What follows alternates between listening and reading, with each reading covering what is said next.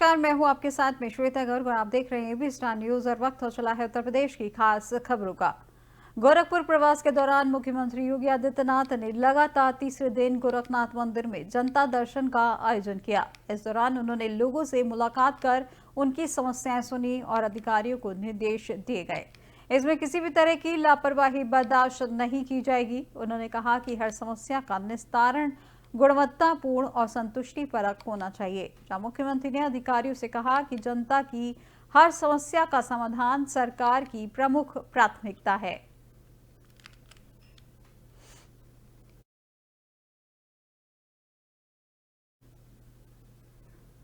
मुख्यमंत्री योगी आदित्यनाथ ने मंगलवार देर शाम गोरखपुर महानगर में 4 रैन बसेरों का निरीक्षण किया। जन निरीक्षण के बाद पत्रकारों से बातचीत करते हुए सीएम योगी ने कहा कि हर जरूरतमंद को सम्मानजनक आश्रय देने के लिए डबल इंजन की सरकार प्रतिबद्ध है। इसके लिए ग्रामीण और शहरी क्षेत्र में लोगों को प्रधानमंत्री आवास योजना के तहत मकान दिए गए हैं, तो शहर में किसी कार्य से आने वाले आर्थिक रूप से कमजोर लोगों के लिए निःशुल्क रैन बसेरों की व्यवस्था की गई है।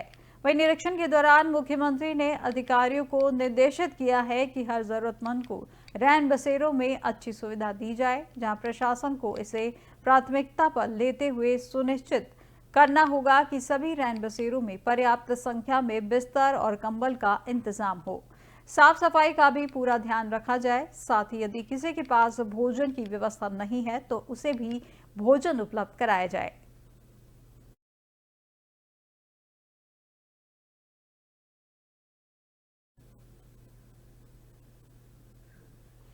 मुख्यमंत्री योगी आदित्यनाथ ने कहा है कि काल चक्र किसी की परवाह नहीं करता, उसका प्रवाह निरंतर चलता रहता है। इसीलिए हमें खुद को समय की धारा के अनुरूप तैयार करना होगा। समय के अनुरूप सोचने और चलने की आदत डालनी होगी। जहां समय के अनुरूप खुद को तैयार ना कर पाने वाले पिछड़कर पिछलग्गू हो जाते हैं। सीएम योगी मंगलवार को महाराणा प्रताप शिक्षा परिषद के 52वें संस्थापक सप्ताह समारोह के समापन पर आयोजित कार्यक्रम की अध्यक्षता कर रहे थे, जहां इस अवसर पर मुख्य अतिथि नोबेल पुरस्कार विजेता कैलाश सत्यार्थी का स्वागत करते हुए मुख्यमंत्री ने कहा कि आज आवश्यकता है कि हम समय के अनुरूप समाज के प्रत्येक तबके को जोड़ते हुए टीम भावना के साथ समाज और देश हित के कार्यक्रमों को आगे बढ़ाएं।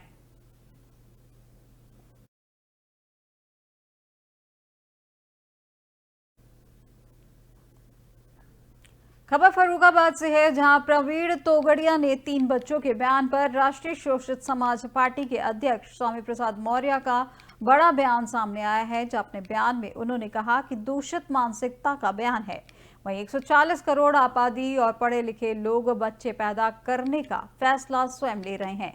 जनसंख्या नियंत्रण के लिए सरकार ने कई अभियान चलाए थे। जहां आगे उन्होंने कहा कि जब प्रदेश और केंद्र सरकार मानती है कि 80 करोड़ लोगों को 10 किलो चावल और राशन बांट रहे हैं, तो फिर ये 80 करोड़ लोग आज भी गरीब और लाचार हैं।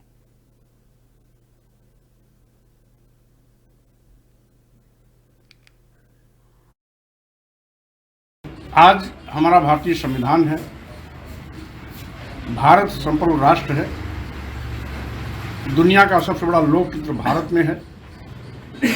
इसलिए भारतीय संविधान के संरक्षण में हम सब चलते हैं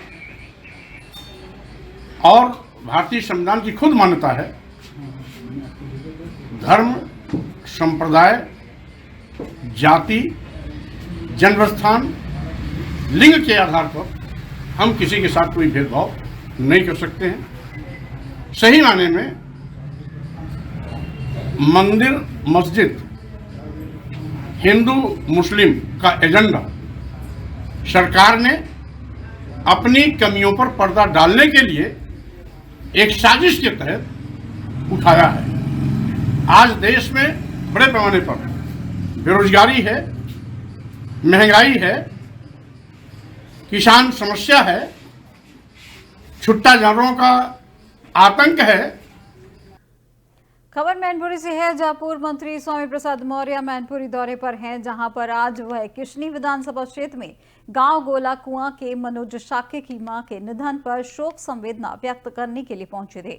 जहां पर उन्होंने मीडिया से रूबरू होकर भारतीय जनता पार्टी पर जमकर निशाना साधा। फिर एक बार विवादित बयान देकर चर्चाओं में आ गए। स्वामी प्रसाद मौर्य ने बीजेपी सरकार पर हमलावर होते हुए कहा कि केंद्र और प्रदेश की सरकारें सभी मुद्दों पर फेल हो चुकी हैं, जहां किसानों के साथ अत्याचार किया जा रहा है, जहां देश का किसान दिल्ली के बॉर्डर पर रोका जा रहा है।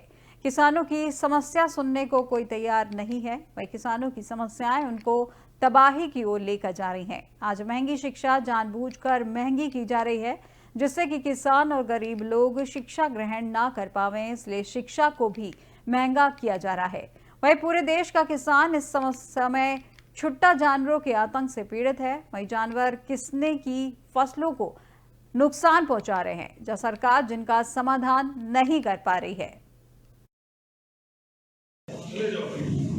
आज केंद्र और प्रदेश की सरकारें सभी मुद्दों पर बुरी तरह फेल हो चुकी है। देश में करोड़ों नौजवान बेरोजगार हो गए। जब से डबल इंजन की सरकार आई, सरकारी नौकरियां खत्म हो गई। महंगाई आज चरम पर है।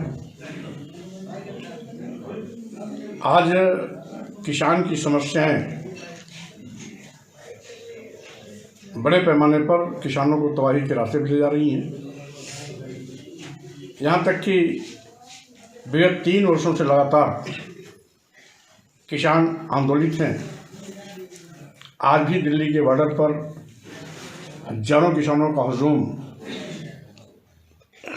समस्याओं की समाधान के लिए और किसानों को लाभकारी मूल्य दिलाने के मांग को लेकर आंदोलित है।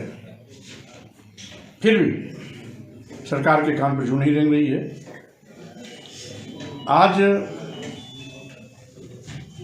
महंगी शिक्षा जानबूझ के की जा रही है, जिससे कि गांव और गरीब लोग, गांव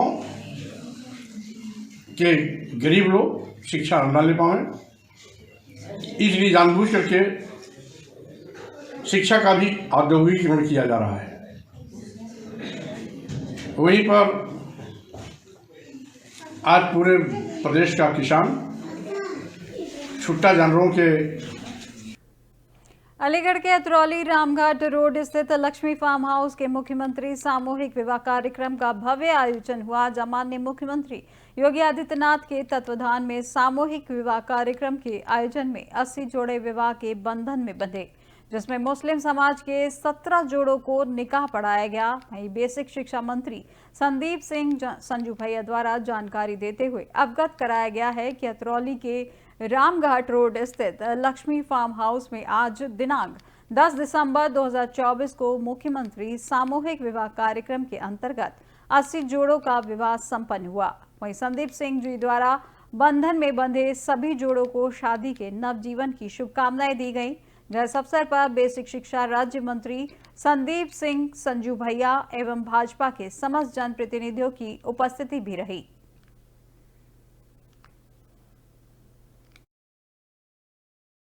हमारे सामूहिक विवाह का कार्यक्रम, मुख्यमंत्री सामूहिक विवाह का कार्यक्रम संपन्न हुआ है। यहाँ पर 80 जोड़े हैं जो कि आज दाम्पत्य जीवन में आज जुड़ने के लिए जा रहे हैं। हम सभी लोग यहाँ मिलकर के कार्यक्रम को पूरी सारी विधियों के विधिवत रूप से इसको संपन्न किया गया है। मेरी ओर से आज जितने भी हमारे जोड़े आज इस विवाह के बंधन में जुड़ने जा रहे हैं उनको शुभकामनाएं हैं।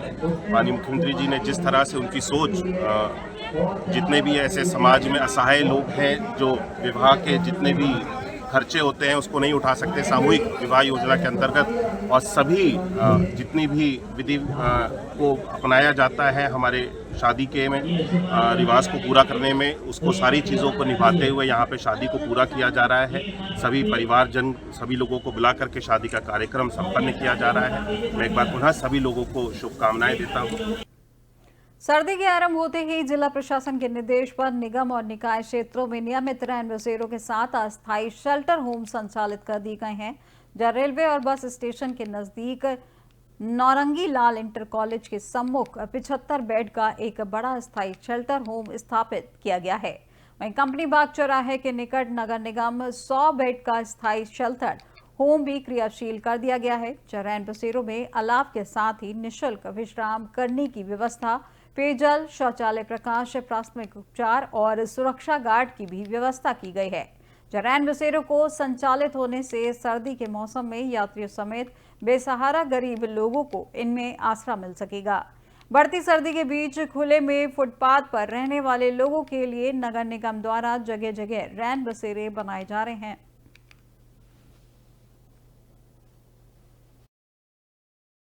ये अलीगढ़ में नगर क्षेत्र में हमारे यहाँ जो है 650 की क्षमता के नगर निगम द्वारा रैन बसेरे स्थापित कर लिए गए हैं, जिसमें 3 स्थायी रैन बसेरे हैं और 5 अस्थायी रैन बसेरे स्थापित किए गए हैं। और विभिन्न स्थानों में हमारे लोग सक्रिय हैं, मजिस्ट्रेट और पुलिस के माध्यम से, नगर निगम की टीम के माध्यम से। यह हमारी प्राथमिकता है कि कोई भी व्यक्ति खुले में न सोए, और यदि वो खुले में रह रहा है तो उसको तत्काल जो है शेल्टर होम में स्थापित कराया जाए। और इसके अलावा जो नगर निगम की तरफ से 4 हमारे ट्रूप कैरियर ये जो है वाहन, उसमें लगातार ये गतिशील रहेंगे। जहाँ पर भी ऐसे लोग मिलते हैं उनको। कौशाम्बी जिले में डीजे पर गाना बनाने को लेकर बारात में मारपीट हो गई, जिसमें 2 बाराती घायल हो गए, जिसमें एक की मौत हो गई जबकि दूसरे का इलाज चल रहा है। सुबह जानकारी पर पहुंची पुलिस ने शव को पोस्टमार्टम के लिए भेज दिया है। घटना के बाद गांव में अफरा तफरी का माहौल बना हुआ है। फिलहाल पुलिस घटना की जांच पड़ताल में जुटी हुई है।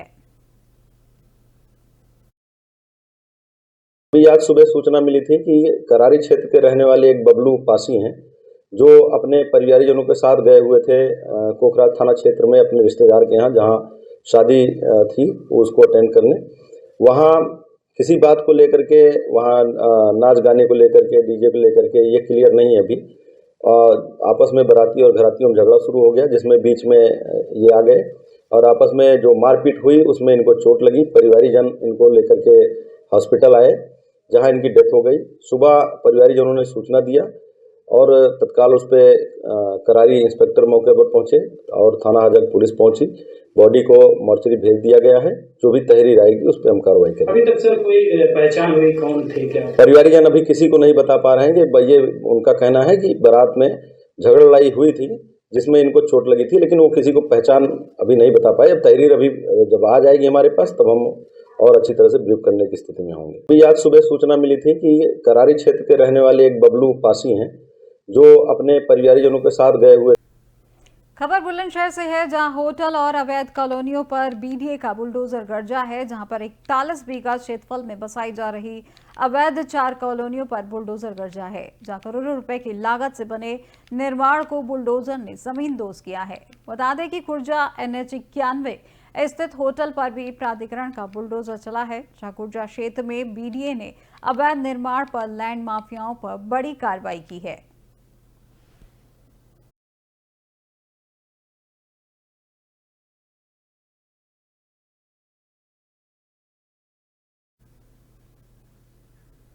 कौशाम्बी जिले में विदेश भेजने के नाम पर लोगों से धोखाधड़ी कर लाखों रुपए की ठगी करने वाले आरोपी रेहान उल्लाह को पुलिस ने गिरफ्तार कर लिया है। शातिर ठग के कब्जे से पुलिस ने कूट रचित पासपोर्ट, अवैध तमंचा, कारतूस, कार और 7800 कैश बरामद किया गया है। पुलिस के मुताबिक शातिर ठग रेहान उल्लाह करारी थाना के अमीनपुर संवरो गांव का रहने वाला है। ये ठग अपने महंगे शौक को पूरा करने के लिए लोगों को विदेश भेजने के नाम पर धोखाधड़ी कर उनसे लाखों रुपए की ठगी करता था। इसके खिलाफ करारी थाने में 3 मुकदमे दर्ज हैं और यह लंबे समय से फरार चल रहा था। आज मुखबिर की सूचना पर करारी पुलिस ने किन्हाई नदी के पास से गिरफ्तार किया गया है, जिसके कब्जे से 1 अदद तमंचा, जिंदा कारतूस, 2 अदद मोबाइल फोन, 7800 रुपए कैश तथा मारुति सुजुकी रिट्ज कार कर न्यायिक हिरासत में जेल भेज दिया गया है। देखिए, श्रीमान पुलिस अधीक्षक महोदय द्वारा जनपद में अपराध एवं अपराधियों के विरुद्ध चलाए जा रहे अभियान के क्रम में आज दिनांक 10 दिसंबर 2024 को थाना करारी पुलिस द्वारा एक व्यक्ति को हिरासत में लिया गया है। उसका नाम रेहान उल्लाह है, जो थाना करारी क्षेत्र का रहने वाला है। इसके ऊपर आरोप है कि इसने कई बेरोजगार लोगों को विदेश भेजने के नाम पर उनसे लाखों रुपए की ठगी की है। इसके ऊपर पूर्व में भी 2 अभियोग पंजीकृत थे और जो ये लगातार फरार चल रहा था, उसी के क्रम में आज उसकी गिरफ्तारी की गई है। इसके पास से एक अवैध देसी तमंचा 315 बोर, एक अवैध जिंदा कारतूस 315 बोर, एक मारुति रिट्स कार और 2 मोबाइल और एक पर्स जिसमें 6800 रुपये, एक पैन कार्ड, एक आधार, एक ATM कार्ड और कुछ अन्य दस्तावेज तथा 24 लोगों के पासपोर्ट बरामद हुए हैं। इस बरामदगी के आधार पर थाना करारी पर आर्म्स एक्ट के तहत सुसंगत धाराओं में इस पर अभियोग पंजीकृत करके इसको माननीय न्यायालय भेजा जा रहा है। इसकी गहनता से छानबीन की जा रही है और इस पर हम लोग आवश्यक एवं कड़ी विधिक कार्रवाई कराएंगे। देखिए, श्रीमान पुलिस अधीक्षक महोदय द्वारा देश दुनिया की तमाम बड़ी खबरों में फिलहाल बस इतना ही और अधिक जानकारी के लिए देखते रहिए AB स्टार न्यूज। नमस्कार।